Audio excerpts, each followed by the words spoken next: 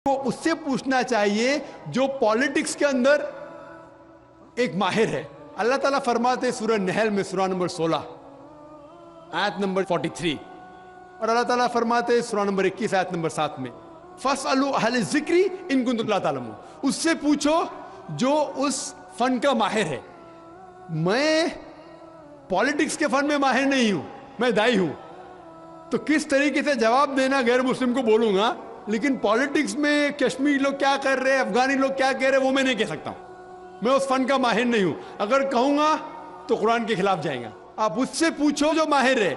मैं इस फन का माहिर नहीं हूं, मैं दावती मैदान का माहिर हूं। आप भगवत गीता के बारे में पूछिए, रामायण के बारे में पूछिए, हिंदुइज्म के बारे में पूछिए, ईसाईयत के बारे में पूछिए, ये अफगानिस्तान के बारे में या कश्मीर के बारे में, मैं इस फन का माहिर नहीं हूं। लेकिन ये जानता हूं मैं कि जहां तक कि अफगानिस्तान का ताल्लुक है, तालिबान का ताल्लुक है, हम देखते हैं CNN के अंदर कि कई बार BBC और CNN में दिखाया गया कि तालिबान एक खातून को बेदर्दी से मार रहा है। अरे तालिबान खवातीन को मारते हैं जालिम लोग। क्योंकि दाई होने के हैसियत से मैं कई ममालिक का दौरा करता हूं। 2 साल पहले मैं मलेशिया में गया था। वहां एक शौहर और बीवी से मुलाकात हुई जो डॉक्टर थे।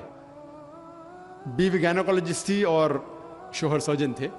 उन्होंने तकरीबन 1 महीना अफगानिस्तान में रहे और उन्होंने कहा मुझसे कि ये जो टीवी में दिखा रहे थे कि तालिबान लोग खवातीन को मार रहे, ये बिल्कुल गलत है। मैंने पूछा आपको कैसा पता गलत है?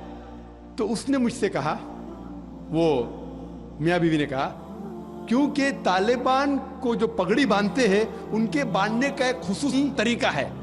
मिसाल के तौर पे जब हम अरबों को देखते, हमारे लिए जो अजम है, हमारे लिए सब अरब एक जैसे पगड़ी बांधते, फेटा बांधते, अपना गतरा बांधते।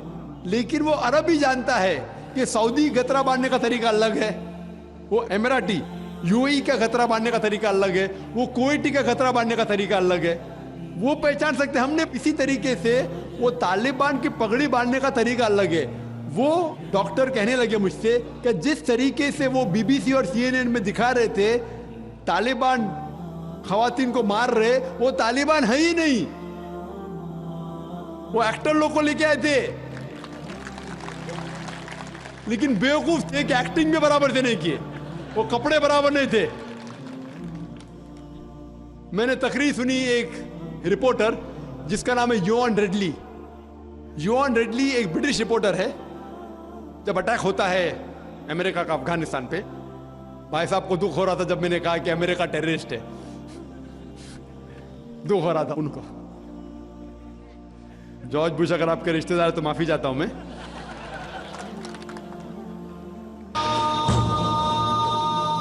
तो योआन रेडली जो थी, योआन रेडली एक रिपोर्टर है, ब्रिटिश रिपोर्टर, सफेद है, वाइट यूरोपियन। उसको भेजते हैं अफगानिस्तान में तहकीक करने के लिए तालिबान के बारे में। वो सारे तहकीक करती और पूरे टाइम वो नकाब में रहती है, हिजाब में रहती है। एक बार कैमरा गिर जाता है और उसका राज फाश हो जाता है, तो तालिबान उसे पकड़ते हैं, 6 दिन तक उसे कैद करते हैं। और जिस तरीके से तालिबान ने उसके साथ बर्ताव किया, वो उस लेक्चर में कहती है कि लोग जब उन्हें पकड़ते हैं तो बोलते कौन इसके साथ है, तो आदमी को लेके आते हैं, फिर उसको लेके जाते हैं और सब लोग घेर लेते हैं। तो वो सोचती है अभी चंद मिनटों में ये जाहिल लोग मेरा कत्ल कर लेंगे। शायद हो सकता है क्या 10-15 तालिबान मेरा बलात्कार करेंगे। उसके जहन में ये सब जा रहा है, सोच रही हो सकता है कि मुझे झाड़ पे से लटका देंगे। वो एकदम डरी हुई होती। 1 घंटे तक लोग उसे घेरते, लेकिन कोई भी सामने नहीं आता। वो सोचते अभी मेरी मौत, अभी मेरी मौत। 1 घंटे बाद एक अफगान औरत आती है और उसके जिस्म की जांच पड़ताल करती है। फिर उसे पता लगता है हाँ, ये लोग समझते हैं कि मेरे पास हथियार है। वो इतना तेज में आती है, अगर उन लोग मेरे से पूछना चाहिए, हथियार में बोलती नहीं है। 1 घंटा तक कि मैं तड़प तड़प के मर रही हूं कि ये आज मुझे मारेंगे, वो तेज में आके क्या करती है, अपना स्कर्ट उठा लेते। देखो मेरे पास हथियार नहीं है, जैसा स्कर्ट उठाती है तालिबान 180 डिग्री उस तरफ देखते और भाग जाते। तो वो कहती है अपने तकरीर में, तालिबान को मारने के लिए बम गिराने की जरूरत नहीं। वो कहती है अगर औरतों के कपड़े छोड़ेंगे तो तालिबान मर जाएंगे शर्म के मारे। और वो तकरीर करती है कि इस इज्जत से मेरी हिफाजत की 6 दिन तक के वो तालिबान लोग ने। और जब उसे पूछा जाता है सवाल जवाब के नशिस्त में, क्या आपको लगता है कि अल कायदा ने WTC को गिराया, तो वो योआन रेडली कहती है मेरे हिसाब से अल कायदा मौजूद ही नहीं है। ये उसका कहना है, मेरा कहना नहीं। और जब उसे आजाद किया जाता है 6 दिन के बाद, और जब बाकी रिपोर्टर्स पूछते आपके साथ क्या सलूक किए, तो उन्होंने कहा इतना अच्छा हुस्न सलूक किए कि रिपोर्ट के अंदर ही नहीं आया।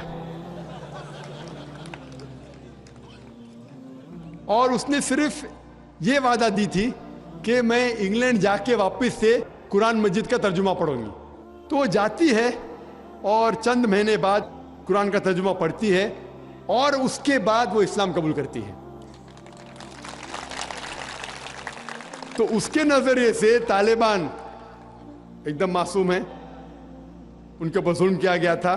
तो आप मुझे पूछेंगे भाई तालिबान क्या कुरान और हदीस की रोशनी में सही है? तो इसका नजरिया अगर लेंगे, जो गैर मुस्लिम थी योआन रेडली, अभी माशाल्लाह हिजाब भी कर रही है, वो यूरोपियन हिजाब कर रही है माशाल्लाह, तो उसके नजरिए से भाई तालिबान अच्छे लोग हैं। तो इसीलिए नजरिया बदलते जाता है। अमेरिका के हिसाब से तालिबान जालिम लोग हैं। तो मीडिया ऐसी चीज है कि कोई भी हीरो को जीरो बना सकती है। They can make day into night, black into white, day into night, black into white. Hero को जीरो बना सकती है, कोई विलन को भी हीरो बना सकती है।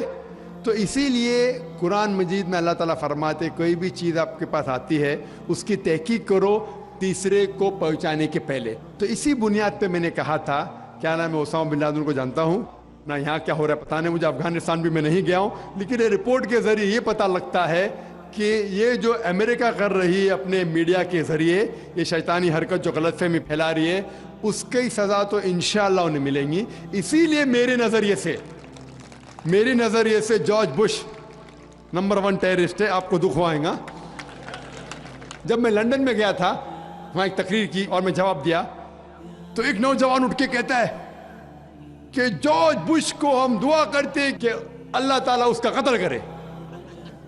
तो मैंने कहा मैं तो ये दुआ नहीं